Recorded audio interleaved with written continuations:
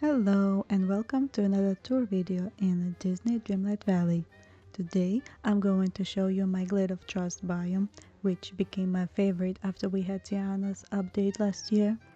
All because of the Dapper Delight star path that we got along with TIANA herself. And also when we got TIANA'S house and her restaurant, I was finally able to build the little Louisiana Bayou in my Glade of Trust. Although before that I already had my Atlantis area here as well, because we have these waterfalls on the right side which are clearly referencing Atlantis, the Lost Empire movie. So these end up to be the two main parts of my Glade of Trust, the Princess and the Frog and Atlantis, along with a couple other areas. This is probably my most built up biome in Dreamlight Valley because I was trying to fit so many structures where there's already a river going through the middle, 3 ponds and a giant willow tree that cannot be moved unfortunately. Let's start our tour by going down from the meadow to enter TIANA'S side of the glade. So considering this build is inspired by New Orleans, the train and the train tracks are a must-have here. I placed the confectionery building here as well to make this area look like a New Orleans street. And the train tracks are going around this gorgeous flowery gazebo. On this side, this plaza extends to this park on the riverbank with some seating available. I also have a very distinguished gentleman joining me for this walk. Oh look, Donald is also here. This gazebo has a cute little table set up for a romantic dinner with some live music and panoramic views on New Orleans. The main destination of this city is of course TIANA'S Palace restaurant. And TIANA'S house conveniently fitted in front of this pond. I have all sorts of seating in front and around the restaurant, but this one on the side is so cozy and private, and I love that we can fit some decor under the cover on the side. I really like how the rocky terrain looks over the ground path, so I decided to cover this area around this fancy restaurant to add more character to it, even if it takes so much of the item limit. And also, each stone piece is rotated to make it look less repetitive. There was enough space to fit another gazebo next to the restaurant to make it part of outdoor table sitting, just because it matches the main building so well. I love how the sidewalk turned out, so I added the seating area where you can enjoy the view. The bench is very unnoticeable and looks like part of the landscape.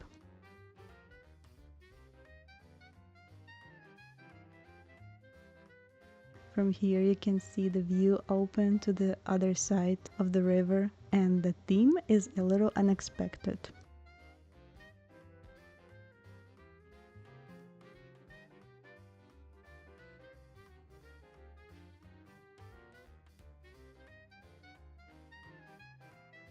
At some point, I had a plan to have a fairy forest here around the willow and mix it up with some witchy stuff, but New Orleans and Atlantis end up taking all the space, so I end up with this little kind of fairy core built on the side.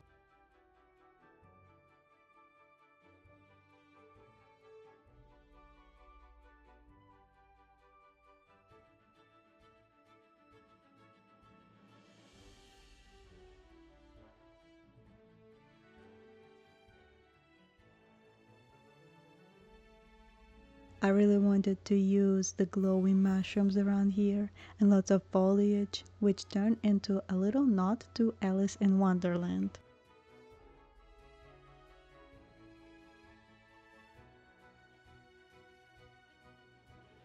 I created this little corner of the labyrinth with a secret tea party table. Sorry for the camera clipping. I wish I could control it better in tight spaces like this one.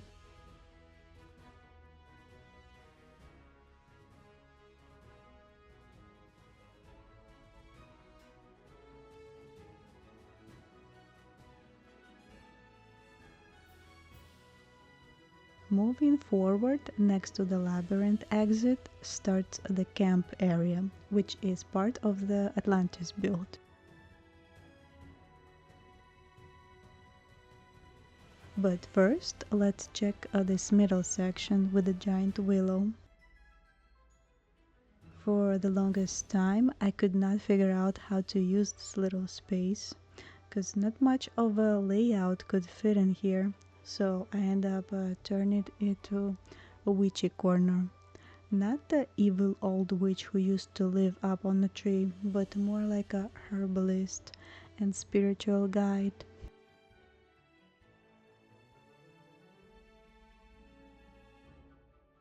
Heading back to the camp, this is supposed to be like an archaeologist and scientist campsite next to the ruins of ancient city of Atlantis, just like in the movie. To build the camp, I used a lot of items from Mulan's collection and Majesty and Magnolia's Star Path, so it has a bit of an Asian influence.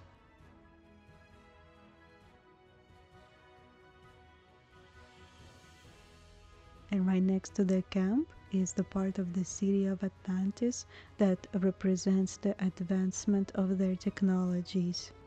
And whose house to fit better here than Eve, especially after you'll notice that Wally's house is also nearby.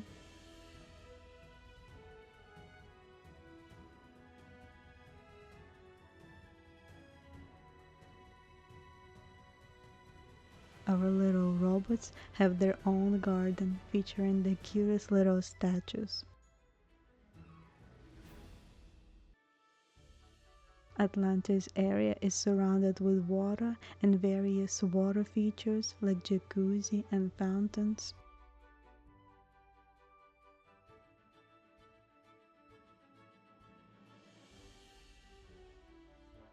Across the river is another part of my Atlantis build with Wally's house that looks like one of the digging machines they had in the movie. At least that's what it reminds me of, so I went with the idea of robots living here. You know, since we don't have any actual characters from Atlantis movie, but we do have so many references for it, and even part of environments clearly look like ruins of ancient city from the movie. This is my most anticipated update or expansion. I still can't believe that the Eternity Isle didn't have anything Atlantis related, even when one of three main biomes literally look like Atlantis. Anyway, this part loops back to New Orleans area, so now I'm going to show you some of TIANA'S inspired decorated rooms. This first room is a TIANA'S kitchen. It has lots of counter space, breakfast nook, and a cozy sitting area for the afternoon tea. All the metals look super bright in here because I think there's something wrong with the chandelier from LaBeouf's set that I used here. It casts a super bright light, which is a bummer because chandelier is very pretty. Also, that cake stand is definitely has the wrong scale. I'm sure they'll fix it at some point because I'm pretty sure it's supposed to be the same size as the rest of the food items.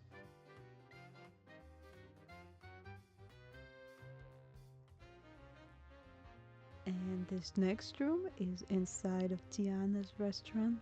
I know we already have it decorated inside the actual TIANA'S restaurant, but this one is my version. I was playing with these dining tables and other decor from TIANA'S update, trying to fit as many tables as possible. And these windows from Ariel's bundle are the best to make the space look more grand and to let more light in, since this is the largest room size that we can have. I wish I could decorate her actual restaurant though. And this is Charlotte's bedroom, which is all shades of pink colors obviously. And my favorite part of this room is a mannequin collection with the various pink dresses, just like she had in the movie, but here she's all grown up. And what made this room so much like the movie is the furniture from La Boff bedroom set. That rug is my favorite. Thankfully the pink is not too saturated.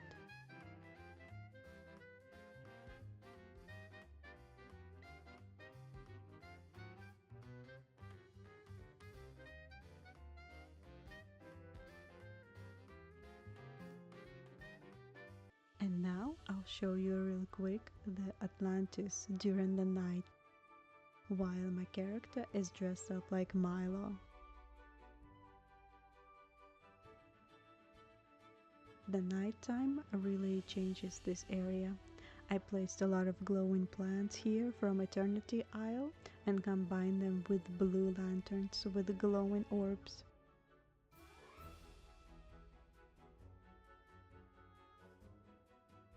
This is my favorite area during the night. It reminds me a lot of the movie, particularly how everything was glowing with this mysterious blue light that is the heart of Atlantis and the source of their life.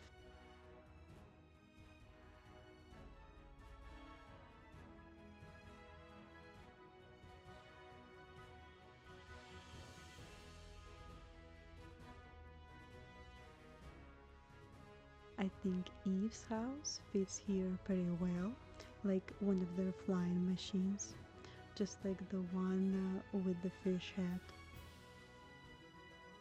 I wish we could fly those, by the way. Maybe when Milo joins the valley, he'll bring it as a glider.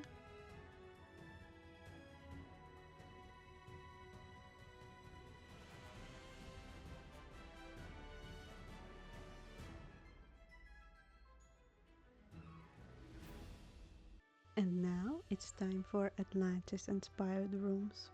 This one is just a general Atlantis themed design. The idea was that this room is one of the castle halls with a green wall covering secret passages where you can find the stones covered with ancient messages. And this is my Kida's outfit, which I don't think turned out so great. I'm having a hard time with the touch of magic tool in clothing design. The motifs positions are never saving properly, so I have to fix them all the time, so I can really have complex designs. I'm hoping we can have her actual outfit someday, because it's so iconic and we already have Milo's and Audrey's outfits. This next room is Milo's office slash study. The inspiration was that boiler room in the beginning of the movie, cluttered with all kinds of artifacts, historic knickknacks and books. And I also was trying to achieve the look of that time period of early 1900s. I love the dim lights and the cozy clutter.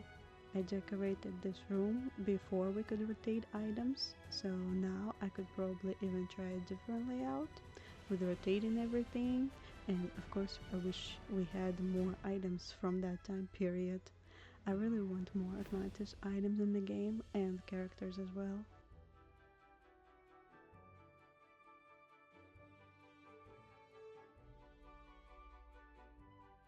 And this room is an ancient library that was submerged under the water.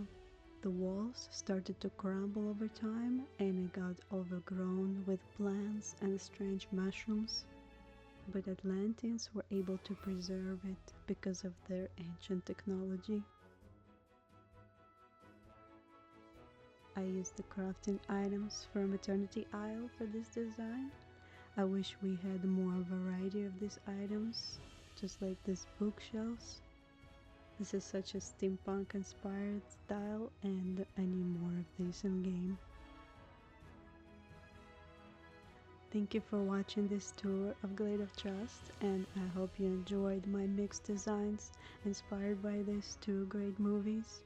This is my favorite part of the game, where we get to play with these beloved characters and recreate our own versions of these familiar worlds. If you enjoyed this video, leave a like and subscribe, and I will see you in the next one. Bye everyone!